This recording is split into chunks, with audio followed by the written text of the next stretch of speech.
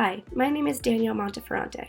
My team and I had the pleasure of interviewing Kim Gianopoulos, the Director for International Affairs and Trade at the U.S. Government Accountability Office. The goal of this interview was to build on our existing knowledge of leadership through the lens of someone who works in a public service position. Throughout the interview, Kim gave us valuable insights on her view of leadership and how she puts these views into practice in her job. In this video, I will be highlighting 3 themes regarding leadership that Kim focused on during our conversation. First, we will hear an introduction from Kim about herself and the work that she does. This is Kim Gianopoulos. I am a graduate of Binghamton's MPA program. I graduated in December of 1989. Since January of 1990, I have worked for what is now called the U.S. Government Accountability Office. It was the General Accounting Office back in the day. I started in the New York City office, applied for and was transferred to the Hawaii office for 2 years before that closed, and now I've been in D.C. since 1995. I'm currently in the Senior Executive Service. I'm the Director for International Trade Issues at GAO. My portfolio ranges from sanctions and export controls to free trade agreements to what we call, air quotes here, trade in bads. So you've heard of trade in goods. We do trade in bads, like wildlife trafficking and Congo conflict minerals and conflict diamonds and firearms trafficking, things like that.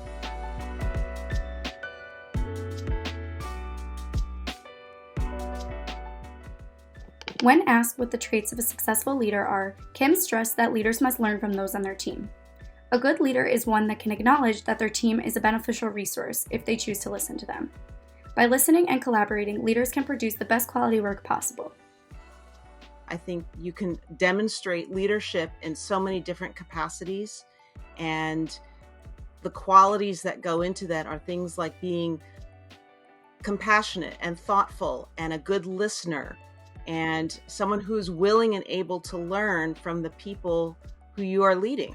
I tell the folks I'm working with all the time that given the breadth of the work that I do, there is no way that I can be as knowledgeable as they are on a granular level in the topics that they study. Looking across my 14 or 15 different projects that are going on right now, I simply cannot be the thought leader in all of them and know all of the details. I have to rely on the folks who I work with. And in that case, I turn the leadership over to them. I give them the opportunity to lead me, to show me what is important. I think being a good leader means that you have to be able to trust, and you have to be able to rely on people and empower people, give them the opportunity to lead you, because that's going to not only benefit them, that they're getting an opportunity to demonstrate how awesome they are, but it'll also benefit you because you're gaining from the expertise and the knowledge and the qualities, the strengths that they bring to whatever it is that they're doing. So, as far as being a good leader, it's not just about being in front. It's not just about being at the top of the food chain or the hierarchy. It's about connecting with the people that you're working with and knowing what they bring to the table that can help them and help you in turn be the best that you can be.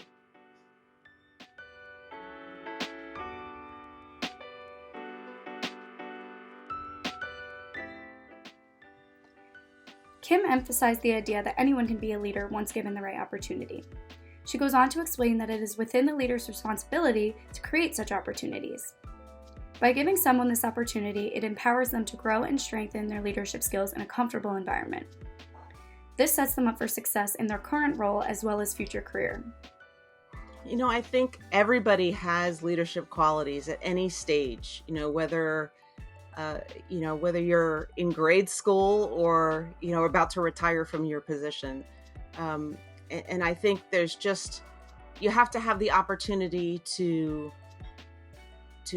really let those mature and let those grow. And it's important for those of us who are leaders to make sure those opportunities are available to people. Not everybody has the opportunity to demonstrate what those qualities are and how they can be fantastic. Given the right environment, given that opportunity, whether it's leading a project, whether it's, leading an extracurricular activity, or whether it's leading a group of 100 people. It doesn't matter. That it's within you. It's just figuring out, how do you tap into that? How do you learn from that? And then how do you improve upon that? Don't always say, I want to be a leader. You are a leader. You're doing something right now that demonstrates that you're a leader. So all you need to do when thinking in your future about your career is, how can you take the skills that you're honing now and transfer them to another environment? Whether it's being able to plan really well and to be able to anticipate problems, whether it's interaction with people, because you're going to be doing that going forward. You're going to be doing that no matter what job you're in. I'll say 99% of the jobs out there, you're going to be interacting with other people. How can you demonstrate those leadership skills that you already have within you in this new environment?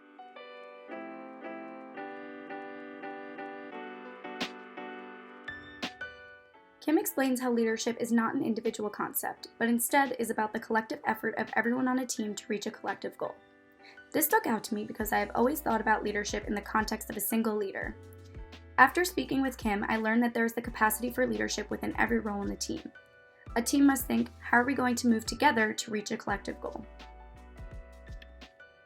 Leadership is not about one person or one goal. It's about, where does a group of people want to be, or what are their collective goals? Where do they collectively want to be? And sometimes you get so lost in the granularity of something, or so lost in the weeds, that you do lose sight of that overall goal. And I think that's so important for leaders, whether it's content oriented, how do we answer these questions that Congress has asked us, or people oriented, how do we improve everybody? How do we bring everybody to the goals that they have together, as opposed to individually in our own swim lanes?